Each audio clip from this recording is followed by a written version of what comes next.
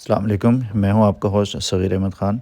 आज मैं आपको पैराडाइज़ विला का विज़िट करवाने जा रहा हूं, जो कि 500 स्क्वायर यार्ड पे है पैराडाइज़ विला। और इसकी एकोमोडेशन है 5 बेड, 3 bedroom, drawing, dining, TV launch, kitchen ground floor पे, और फर्स्ट फ्लोर पे टीवी लॉन्च, किचन और 3 बेड हैं।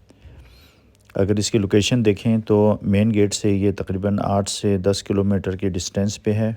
ये जो विला आपको मैं विज़िट करवा रहा हूँ, ये डबल कैटेगरी है, फेसिंग पार्क और ब्लूवर्ड वेस्ट ओपन और ग्रैंड जामा मस्जिद फेसिंग है। और आउट क्लास इसकी जो है लोकेशन और इसका व्यू है। और फर्दर डिटेल के लिए आप जो नीचे दिए गए नंबर है इस पर आप कांटेक्ट कर सकते हैं।